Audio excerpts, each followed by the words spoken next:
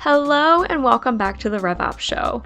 Off of a message Doug wrote on LinkedIn, today's episode is all about solution architects. Many people are confusing solution architects with a technical architect, and the biggest thing is that when you combine the two, that's when you get fire.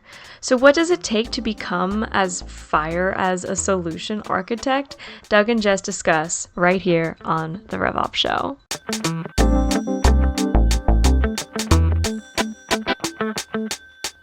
Jess. Doug. I feel like the universe is back in place. Because we're back on a Friday Friday afternoon when we are at our best.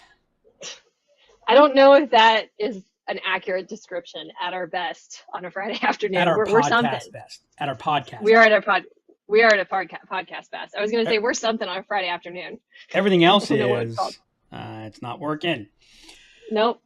See, it's this new box setup that's got things kind of funky-ish. Who are you without your soundboard? I know. It's like I can't. I'm not sure that I'm going to be able to get through this, Jess. I'm not. You can't properly annoy me. Oh, Jess, you forgot. Where there's a will, there is a way. All right, that's the key. All righty, so Jess, you're going back to Dallas, aren't you? Aren't you going to Dallas this weekend? I am going to the Big D tonight. Going tonight? Tonight. Yeah. We'll you driving or you flying? Late or super early. We're driving. It's too expensive to fly with the tiny humans that I have. Yeah. So we'll get in late or early, depending on how you look at it. And get to see our number one fan, my mom. 2 weeks. I'll tell you what, and I think based on some research, I think we've got the number one RevOps podcast on Spotify. I saw that. Hey, Jess, just so you know, in our split screen in our new setup, you're kind of cutting half your head off at an angle. I know you can't see it. I'm working on it. You'll see. Well, we're trying out new stuff, side. Jess. We're never done. Never done. All right. So what are we talking about today, Jess? I want to talk about a hot take that you had. I want to talk about it. It's always about you, message. Jess. It's always about you. I didn't pick this topic. You picked this topic. So this one is not about me. It's about you. So do you want to read the post, or how you want to start this? I can do that, Jess. Okay. Hey, I'm here. I follow your instructions, just like at work. It's just like a normal part of our day. I have no authority. That was me softly trying to ask you to read it. Can you read it, please? Oh, you were trying to make me feel. Like I had choice. Gotcha. Yeah. All right. So the other day I posted on LinkedIn, and I think this was after I saw, one of the hot job titles that I'm seeing people recruiting for, especially in the HubSpot partner ecosystem, is a HubSpot solutions expert, HubSpot solutions architect, and someone from HubSpot in the partner world comment on there. It's so great seeing so many partners adding solution architects to their mix. And HubSpot has a whole cadre of quote unquote solution architects. So yep. I posted, no offense to anyone. I have great respect for the talent, skills, and expertise of many quote solution architects, unquote. That said, if the focus of your expertise is on the technologies or configuration of the product, the role is not solution architect. Rather, it's a technical or product architect role. A solutions architect centers their focus and primary expertise on designing the underlying, or I should say understanding, designing, configuring the underlying business processes that should be driving any configuration, meaning any technology or product configuration. And then just for a little bit of effect, I added at the end, combine a solution architect with a technical architect, and you've got fire. Fire emoji. Fire emoji. You got fire emoji. You are cooking with gas, baby.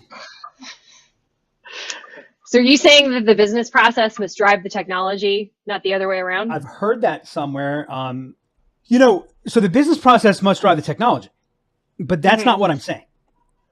Well, so what I'm actually saying here, like the main thing I'm trying to get across here is that the technology is not a solution.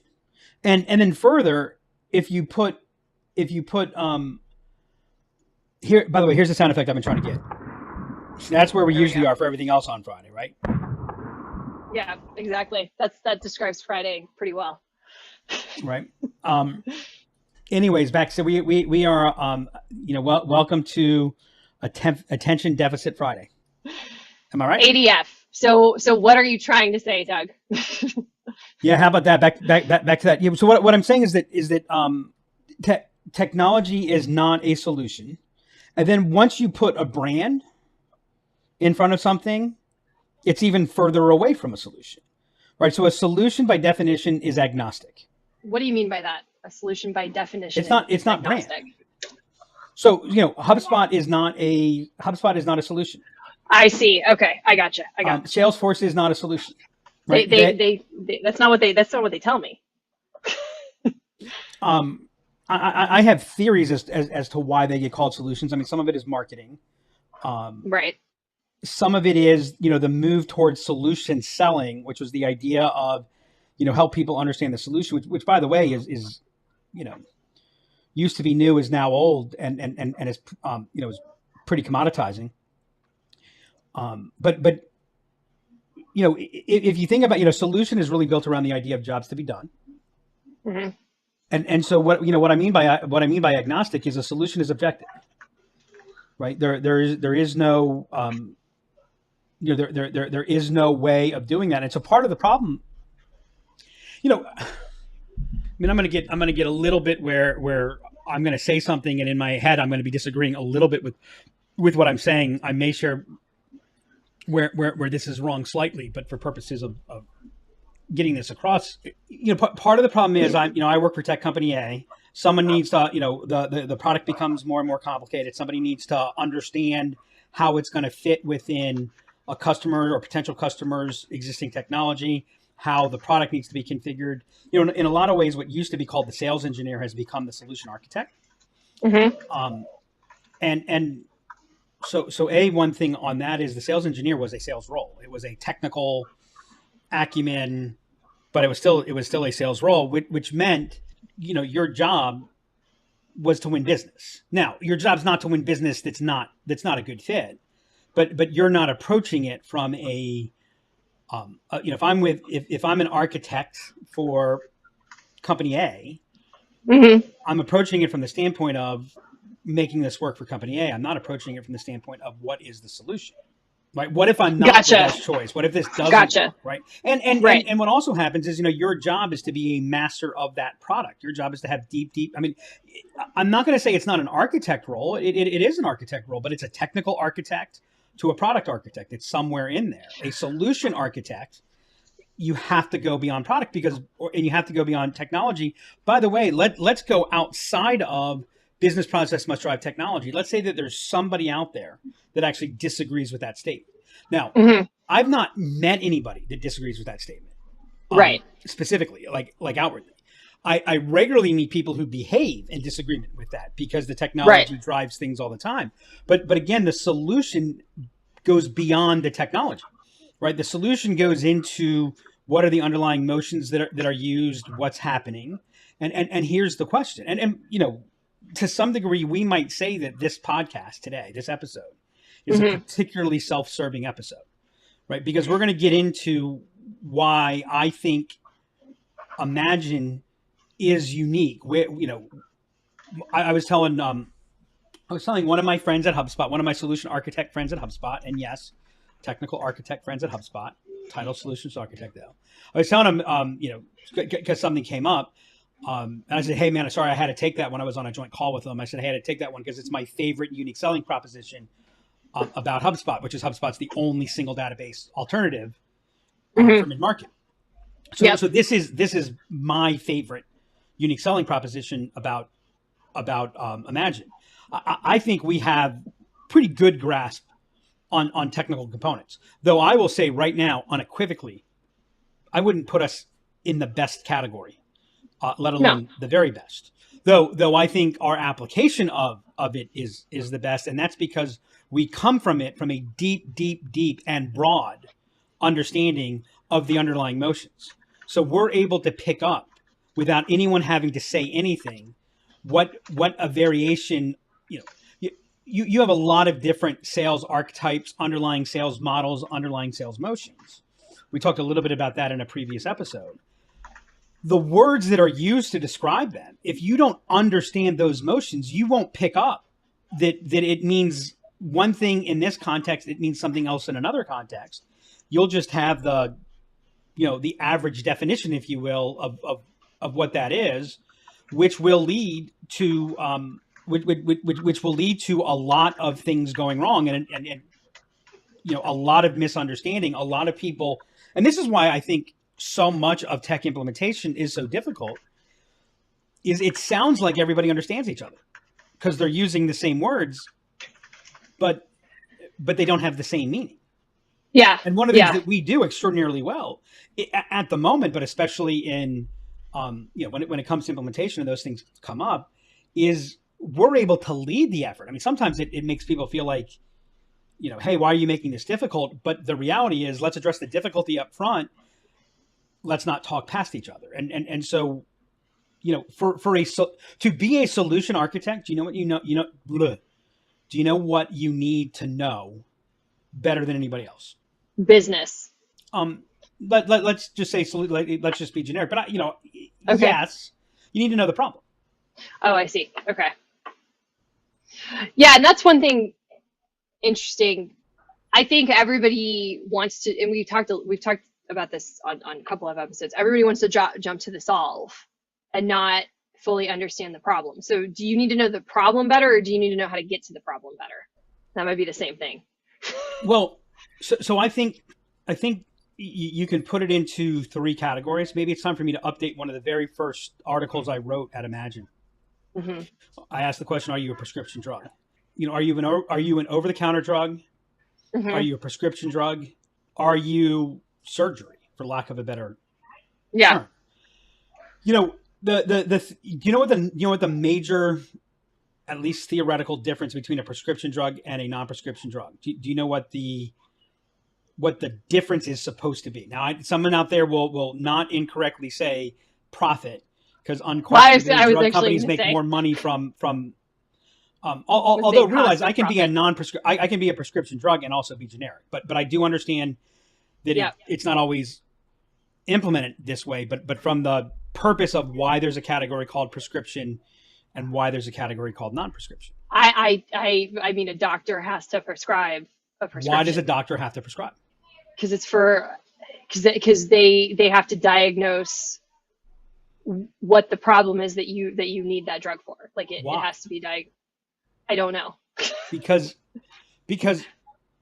a theoretically objective organization of experts has determined that if this is used improperly, bad things can happen.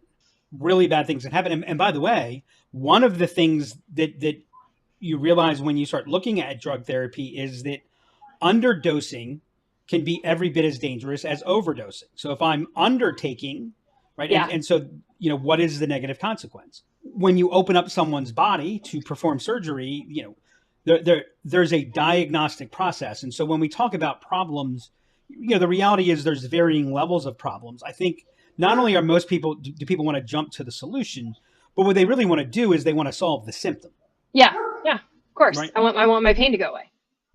Right. So and you know what, that's what they tend to do, is they tend to try to address the pain, not the problem. Right. Right. And so if you're going to address the problem, the next question is, what's the level of complexity? Right. And so if you're dealing with something with degrees of complexity, small degrees of complexity you can take out over the counter. Right. Yeah. What, I'm not feeling well tonight. I want to try to get a good, I'm going to take some NyQuil. If I took some NyQuil tonight and I didn't need it, what's the worst thing that can happen? If I took some NyQuil and turns out I needed something more, okay, but I'm going to have plenty of time to be able, right? So that's why I don't need a prescription for NyQuil. But you're going to, and by the way, I had a parathyroidectomy, but you're going to cut open my throat, go in, take out my parathyroid, which is right next to my vocal cord. Well, you better know what the heck's going on. And by the way, do you know why I had a parathyroidectomy? No, this is news to me. Because I had kidney stones. Oh. And it took a whole long time before someone found out, but I had abnormally high levels of calcium in my blood. one of the things parathyroids do is they regulate your calcium. And it turned out when I had an MRI of my neck done, what little neck I have, I had one parathyroid that was like 10 times the size it was supposed to be. Oh, wow. Right. And so the problem with that was it was sucking calcium from my body, putting it through my bloodstream. And had I not gotten stuff done, there's bad shit that can happen if you have too much calcium in your blood. But the other thing is it starts taking calcium from your bones, which can lead to all kinds of other problems. And that's why I had, by the way, it ended up being 3 different doctors involved because it took 3 different specialties. It was the urologist to an ear, nose, and throat to an ear, nose, and throat surgeon. Yeah. Right. And not the thing you would have expected. Right. And so testing was done. X-rays were done. Things were understood. Taking people who understand the human body with options, et cetera, that is solutions architecture, right? When we're talking about technology, or candidly, if we're talking, we could be talking about sales process, right? And what I would tell you is the business process needs to drive the sales process. The sales process should never drive the business process. Now, yes, if it's done correctly, sales process is a business process. I actually had an interesting conversation with my favorite Twitter buddy. You know who my favorite Twitter buddy is, don't you? No. Who's your favorite Twitter buddy? Oh, Pete. Oh, yeah. I did know that. Okay, Pete. Yeah. Right.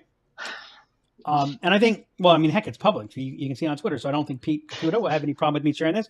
But he said, how does your marketing agency go about creating strategy with or for clients? Trying to design a survey on this. So would love to hear the answer to this question.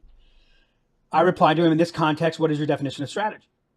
Mm-hmm. He replied, good question. What would you say it is? So I shared with him a link to our blog on strategy kills. Yeah. Right. And you know, which basically comes down to the 3 elements of a good strategy: a strong diagnosis that clearly defines the challenge. And by the way, this is something that I really, really, really want to emphasize. If you're talking about solution, let alone talking about something like solution architecture, it is a diagnostic process. Yeah. Right. And a diagnostic process takes the first piece of information as a means to get to the next piece. It's not, it's digging in, it's testing, it's understanding, trying to get to what is the underlying cause. So a strong diagnosis that clearly defines the challenge, a guiding policy that, like guardrails on a highway, directs and constrains action in certain directions without defining exactly what should be done, and a set of coherent actions that dictate how the guiding policy will be carried out. The action should be coherent, meaning the use of resources, policies, and maneuvers that are undertaken should be coordinated and support each other, right? And there's more to the blog post than that. And then, you know, Pete replied, that is a lot broader and higher level than I am talking. I don't think most agencies get, parens, or make, close parens, the opportunity to sit down with a client or prospect and define the company strategy. So I guess I mean more of the marketing and sales strategy. Now, I replied to him, and I've had time to think about it since then. I think the real problem is that what they're doing isn't strategy. It's maybe a plan. I think the biggest strategic problem facing most organizations is how often and badly they misuse the word strategy. Yeah, we talk about this internally. And then I added, and if marketing sales strategy isn't an extension of the broader strategy, it won't stick. To which he replied, fair. Or fair point. Now, I thought about that, and I don't think, I mean, I'm sure that there are some agencies, there are certainly consultants that go to the level, and probably some that even go to a little bit of a higher level on the strategy side than we do. But given, you know, the space that we play, I think there are very few people that are directly comparable to us that get to how deep or how much we touch true strategy, right? I think it's one of the places that we excel and we focus in. But then as I thought about it, we don't really touch corporate strategy. We don't. We only touch marketing, sales, success strategy. We're not getting into. Well, so I think that's a good point. I think it goes back to what you said about you're talking about a plan. So I think when you talk strategy, the go-to is often the thought is often, okay, well, you must be talking about corporate strategy overall, holistic, and I think because it gets thrown around so much, the default is, okay, well, if it's marketing strategy, it's more of a marketing plan, because we are kind of mapping out business process overall. And I don't think that's what people think about when they think about strategy. I think they think about, like you said, a marketing plan with these are the activities that we're doing. They go to the solve. So marketing strategy gets thrown around, and it's not. I don't think so. I actually disagree with you. I think for most people, when you say strategy, they don't think anything. They don't have any picture. Okay, well, fair. But you know what strategy is for most people? What they're trying to say when they say strategy? Being strategic. No, I'm kidding. Important. Yeah. Oh yeah. Yeah, absolutely. Right, because it's strategy tactic. Right. Well, I don't want to be tactical. Right. Why don't I want to be tactical? Well, because I heard bad things about tactical and strategy good. Right, well, why do outside vendors want to provide strategy? Because clients will hire them for that. That's a piece of it. There's a bigger reason though. You charge more. Oh, okay. Well, yeah, sure. Right. That's why we're putting our strategist, our just out of our 3-year experience strategist on this. Right. Our strategist who doesn't understand what the difference between a P&L and a balance sheet is. And so what is strategy at the end? At the end of the day, what is strategy? It's the guiding policy where choices are made. And to provide that guiding policy, choices are made. That's why the blog post is called Strategy Kills. Yeah. Choices and decisions kill alternatives. They give you the framework to be able to manage trade-offs and make decisions. And really, if you think about what we do, and I've thought about this some more as well, I don't think an outside provider can bring strategy. No.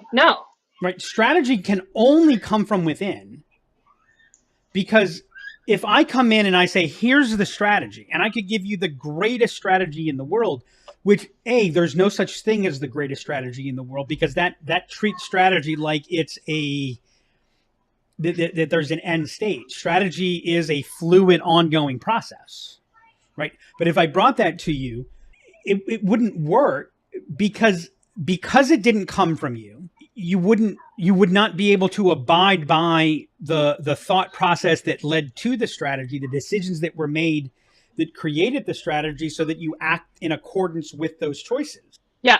Right? Strategy can't be thrust on you. You have to be an active participant in it. It has to be ongoing. And if you think about what we do, and we work really hard to do this, because you may not have noticed this, Jess, but I can be opinionated sometimes. No. I can even be stubborn. I don't agree with either of those statements. And this will shock you.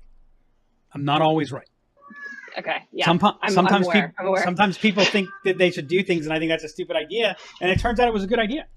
Yeah, I've seen it happen. And I work really hard to make sure that I and we don't make the decision for the client. What we do, how we contribute to strategy, is we basically we try to lead and facilitate them to articulate and document the choice, so there's something for everyone to begin to refer and immerse themselves in to provide that guiding policy. And the organizations that take that and make it a part of their MO generate far better results and far better byproducts, far better intangible impacts. Like we work with 2 companies on our messaging strategy, which gets to a point of view message, right? Right. One company takes it and goes, okay, that's our message, and they apply it, Right. Right. One takes the thought process of it and therefore lives it more. The second one has far more impact. Sure. So being able to understand what is that broader strategy, what is the broader context, is what's crucial to be able to understand the problem, to diagnose what is the real problem. Because realize you've got multiple types of problems. There is the direct acute problem that needs to be addressed, that let's say the new CRM is needed for. Yep. There's the problem of, okay, how is the new CRM going to get A, adopted, and B, utilized? And if it's not both, then you really haven't solved the problem for which you needed the CRM, right? And realize those are 2 different problems. Yep. Right. And then you have the third problem, which is the ongoing elements, environments, etc., that that exists between wherever that company is and them achieving the results that they want to achieve. So again, I can have the right CRM. If I don't have adoption or utilization, then Right. I'm not getting the payoff. I could have the right Sure. CRM with adoption and utilization and still not get the juice for the squeeze. You've got to understand those three things, how they integrate, what the outside element is, how all those different pieces are going on. That's what solution architecture is, of which one, and I would say today, very important piece. So I am not diminishing the value or even the impact of technical architecture. What I'm saying is that the problem is we're running out there and we're calling it solution architecture. We're calling things solutions, and the solutions aren't defined. Right. And so we're not taking into account what is the total cost, what is the real resource pull to make that happen. Well, and so one thing, because I view these as two roles, and we kind of have our lanes where we work. I look at it as the way that these two would work together is you have the solution architect who lays out the problem, helps highlight the path. And then you've got your technical architect who comes in and maybe starts talking about the constraints on some of those things that you want to do. They're familiar with the technology or the tool that's being used, and they're able to kind of lay out, okay, we can do this way. We can't do this way. We need to figure out another, so they can share best practices, they can share capabilities, and they work in collaboration with the solution architect to find the right path once the problem's been clearly stated. But I think that's a totally different expertise than what you just talked about with defining the problem. Well, it is a very different expertise. I'm not saying that you can't have both. Mm-hmm. I think it's hard to have both. Take somebody like me, Jess, to have both. I don't think you can play that both those roles in the same situation. I think that's hard. I think that's a hard balance, because how do you? Okay, so there's a place where now you start going in. So I think you've taken it beyond the architecture step to the implementation step. Okay, maybe. Right. And that's where if you're overly involved in this part of it, and then you start to implement it, you start to build out, you're tied into a perspective. You're not going to see different things. I get really nervous. I just so don't like the term best practices for a bunch of different reasons. So I think that I think that in the architecture stage, the solution architect, the business process problem, and those elements outside. By the way, if you take a look at how the best companies, if you take a look at the best practice, there we go, everybody. Here we go. If you take a look at how the best companies procure high impact technology, they do a business process audit and diagnostic process first to define the problem, define the requirements of whatever's going to be used to solve the problem, right? And by the way, if you go into larger companies, there are literally large consulting organizations that charge big dollars that all they do is define, okay, what are the requirements? Right. There has to be a definition up front of that. We get involved a lot of times. It's half, things are halfway in, and we start unwinding it, and we want to figure out those things, and we help to figure out those things. But I do think it, done the right way, the solution part of it leads the element. But then it is a give and take, because it's not like the technical architect is not there to say we can't do this, it can't do this.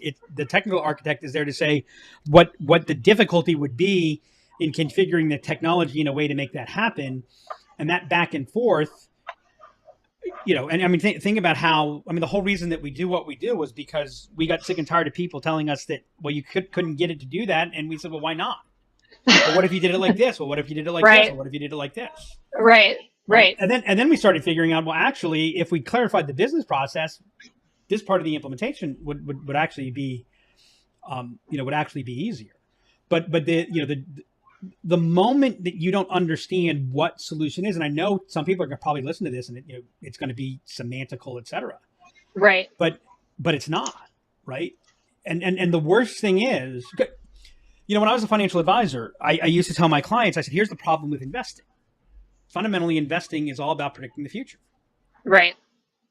And we're humans are really, really, really bad at predicting the future. And by the way, AI algorithms, they ain't all that much better. They're really good for a period of time. But anyone who wants to tell me that technology is great at predicting the future, explain to me the 2009 financial crisis and explain to me long-term capital. That was like the problem with data is data only tells you what was, and data optimizes for what was. Right. Data cannot predict a shift. Data can't predict chaos. Now, it can predict chaos in like there's earthquake predictive models, et cetera, that have gotten better and better at predicting likelihoods of earthquake and over a period of years, maybe even how many earthquakes will happen. But they are no good at predicting where the earthquake is going to occur.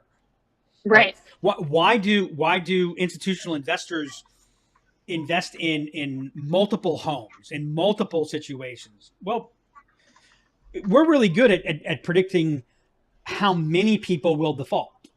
We're really bad at predicting who will default. So if we don't have those large numbers working on our behalf, right? So the individual person comes in and says, "Oh no, I'm investing with an institution. They've got great track record." And I literally used to have this conversation, right? But you're only investing in one of their projects, right? Right. So if that one project goes bad, they're okay. You're broke, right?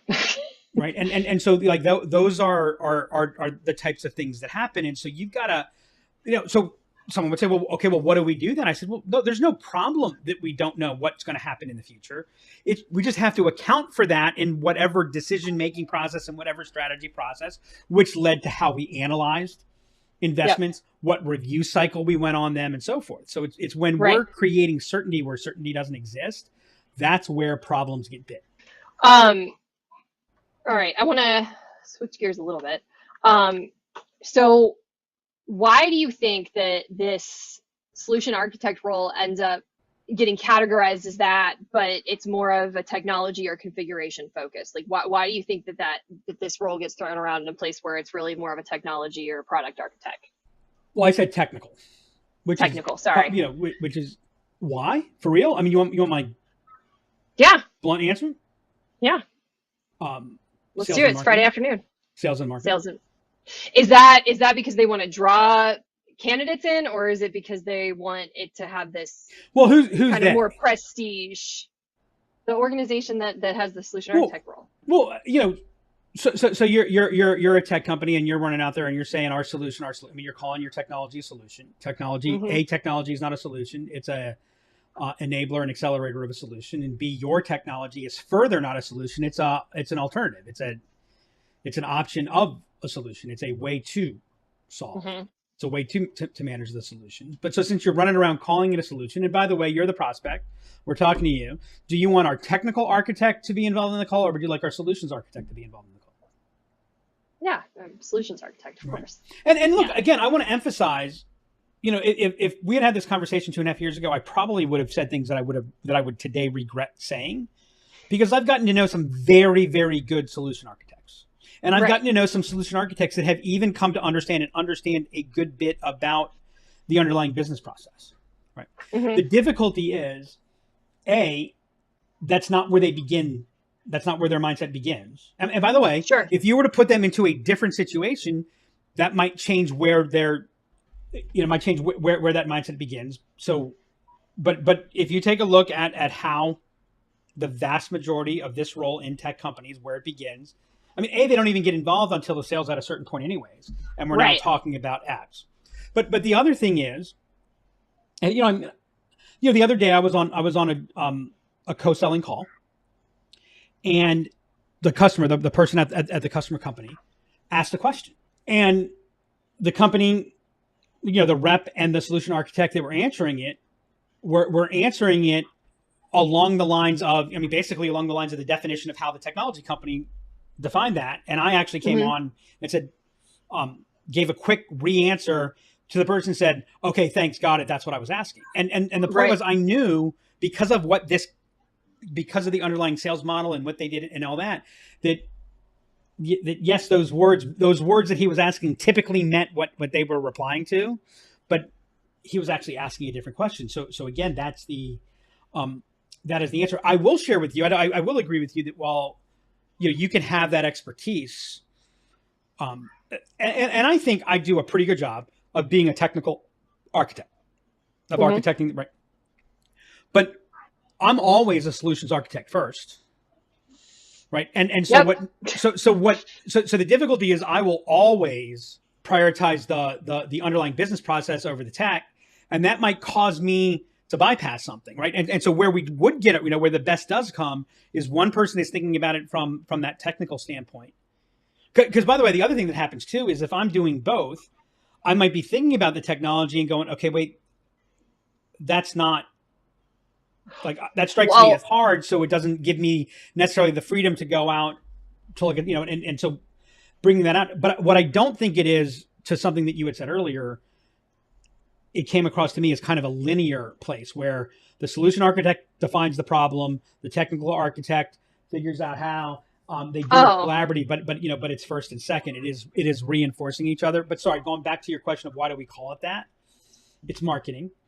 And then if you take a look at where it's now pervading organizations, is they're copying the company model. Hey, they're calling it that. Look at that, and doesn't it sound good? By the way, we're solution architect, or if we call ourselves, we're looking for an ABC solutions expert. That makes us feel really good, right? And I know. I'm being very condescending in that statement. I'm purposefully condescending. I understand why. Yeah. Right. And it's natural, right? But it's not. I think that we're doing ourselves and our customers disservices because, by the way, if I'm putting that out there as a solution without defining what that is, I'm building false expectations. Yep. Right. Yep. And so I'm not saying building false expectations is bad, because you shouldn't build false expectations, though that is true. I'm saying that building false expectations is bad because it creates a very bad experience for both buyer and seller. It leads to all kinds of problems. It leads to all kinds of operational issues. And what it does more often than not, Jess, is it leads people to under allocate towards what is needed. And so we try to do too much with too little. Yep. And the fear is, well, gee, if I don't promise that, if I don't solve the whole thing, then they're not gonna do something. It's like, well, no, we can define complete, right? Let's define complete in a way where the juice is worth the squeeze, and we can get there. But let's understand. And by the way, in 98% of cases, you're not going to be able to solve everything in one step anyways. As a matter of fact, you're probably never going to be able to solve everything. I've never found a company that solved everything. So I want to circle back to, you talked a lot about like what the solution architect's role is and what do they do. What's the technical architect's role? Like if we've got a solution architect and a technical architect, so what is their role? What is their lane? What does that mean? Depending upon the conditions with where it's set, they're responsible. Can this be done? Would this approach be doable? What would go wrong? What else do we need to consider with regards to the technology? If we do this, what else do we need to consider? They may even, depending upon the role, they may be responsible for the actual configuration, because it requires a level of expertise. Yeah, products, especially tech products, are really complicated, and there's there's an awful lot of change. I might even challenge the question of, can you actually be with some of our core tech products out there? Can one person actually be the product expert? I think you begin to get into, you've got your GPs, you got your general practitioners, right? They understand the product overall. They understand, but like, hey, you know what? I'm going to bring in our email architecture. No, we do it all the time. And actually that's the place I think where we really started to unlock something, when we started to pay attention, so on emails. I am not by any stretch the email expert on the team. So if I start getting I get questions all the time from clients of, how do I know if this email was successful, or how should I do this email campaign? Or as an example, I'm not the one to answer those questions. I go collaborate with somebody on the team who is that level of expertise. And that happens frequently in regards to HubSpot, where we're constantly asking each other questions because Right, not everybody knows the tool perfect. Like, and in the medical as an world, you know what expert. happens when that type of specialization goes on, and starts moving to its extreme. Do you know what happens? You know, a specialist. But what happens as the specialist goes further and further? The specialist prescribes something to you, unaware of other things that are going on, Oh that yeah. causes really, really bad things to happen. Which is why, over the last 30 years in medicine, one of the key elements is someone being responsible for the holistic approach. The idea of, and so here Yeah. again, the solution architect's job is to understand the whole, right? To understand the plot, because all of a sudden, so we go to email, and if you go to email and you talk to the email specialist, it is an email problem. Yep. But it's not an email problem. Yeah, true. Right. And Yep. you know what? That sounds really semantical, but it changes everything that gets thought of after that. And then that's why, why is everyone working so much harder? Why is there, again, I look at the tech, Jess, I think back to my days when I was, in sales. My job was sales.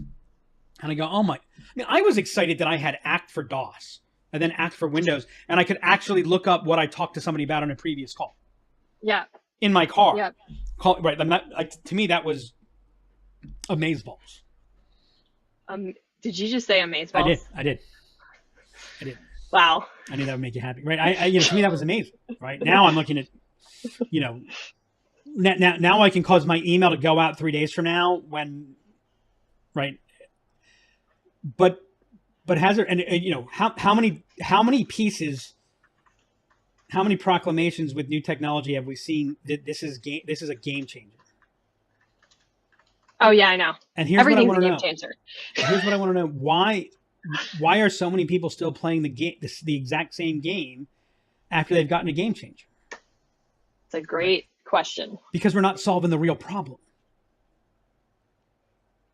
Yeah. And the reason we're not solving the real problem is that we're not even identifying the space where that real problem is. Well, that's so hard. No, it's not.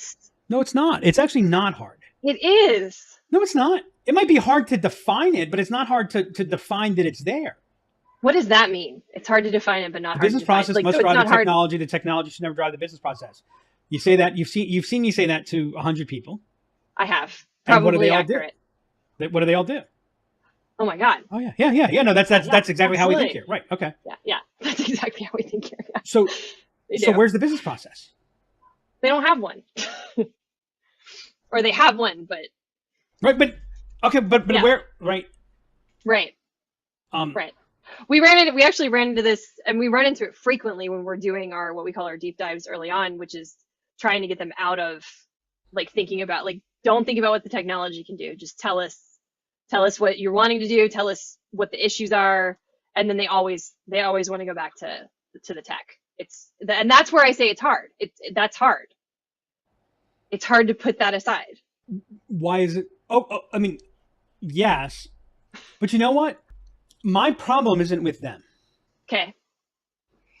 Right, because, and I don't even know if it's okay to say this as a joke anymore, given the opioid crisis. But when I used to talk about the analogy of my over-the-counter drug prescription drug, right. Sure. When I go to see the doctor and I say, "Doctor, I have this problem," and if he goes, "Oh," does the doctor say, "Oh, so what's wrong with you?" Now, the doctor says that, but they say that, and okay, that's a symptom. Okay, I'm right. Right. They don't go, "Okay, so what do you think you need?" Because I used to say this, and I wasn't lying when I said this. The only time it's not as true anymore, I've gotten a little wiser to realize that going to a doctor to maintain health has some value. I'm still trying to figure out exactly what it is. But the only reason I was at a doctor was because something hurt. Yeah, because you wanted medicine. Yeah. And so when the doctor said, "Well, what do you need?" I'd say, "Doc, I'll take Percocet, thanks." Yeah. Now, the reason I say it's not, I don't know if that's appropriate, is because that's kind of what we kind of saw. That's what happened. Yeah. Right? Yeah. Sure. So I don't expect you. You're not. Yes, the human impulse is to solve the symptom. And by the way, the symptom. No, the problem is the email notification isn't getting to the right person. Right. Yeah. For 10. Actually, for more than that, for 20 years, I took Advil because my back hurt. Yeah. And then the ruptured disc ruptured bigger, and 5 days later I had emergency back surgery. Right. Right. Because no one, and you know who I blame on that? My doctors. They knew I had back pain. Oh yeah. No problem. Yeah, sometimes no one said, hey, that there could be a bigger issue. Hey, go get this checked out. Yeah. And so my problem is that the people who know are running, and I are calling this out, are feeding the beast. Why are they feeding the beast? Well, they're feeding the beast for short-term reasons. I think in the long term, the tech company that builds a true solution architecture, a true business process solution design, that's where all the real demand for their product comes from. Yeah. But so yes, I get what you're saying, but I think the main reason that it's quote unquote hard is conditioning. Mm-hmm. And B, it's the downside. It's why marketers aren't allowed to have good things, is because we, again, we talked a lot about strategy today. Why is strategy so misunderstood? Yeah. Well, because people take me more. I think, what's her name? I'm going blank on her name. The one who used to do, well, still does did the voice, like the Trump's actual voice, and she would just mouth what he was saying. The comedian said, I don't know who that is. Oh God, I'm going blank on her name. Sorry, but anyway, so she has a calendar, basically, how to sound important. Oh, okay. Well, I think I don't know who that is. I think we need to, I think we need to take a strategic viewpoint on this. Oh wait, look at that. Yeah. Someone, Buzzword bingo. Alrighty. I have a couple of Sarah Cooper takeaways. Okay. I don't know who that is. Yes, you do. I'll probably know her if I see her. No, she lip sync. She when the first one she did was the bleach, drink bleach, and she lip synced. Oh, Trump's. I know who this is. Yeah. Okay, I know who this is. Okay, that girl from that thing. Exactly. All right. So, a couple key takeaways. Making sure that you get to the real problem, and the solution architect role is really to define what is the real problem we're solving for, jobs to be done. And then I really liked what you said about the key element of understanding the issues as a whole and not just addressing the symptoms. And that's the other place that's key to where the solution architect comes in. Yep. And I thought this was good. And I agree that when you combine a solution architect with a technical architect, you've got emoji fire. Yeah, fire emoji. Yeah, fire emoji. Congratulations. All right, Jeff. I remember to record this one. Woo! Thank God. All right. Until next time, folks. And that's a wrap on this episode of the RevOps Show. Again, I cannot emphasize it enough. Solutions architect plus technical architect equals fire emoji. If you enjoyed this episode, please make sure to go subscribe on Spotify and Apple Podcasts, leave us a review, and share the episode. If you have any questions you would like to ask Doug or Jess about Solutions Architect or anything else RevOps related, email me at hannah@imaginellc.com or hit us up on Twitter @DemandCreator. Until next time, remember, you can't solve your upstream problems downstream.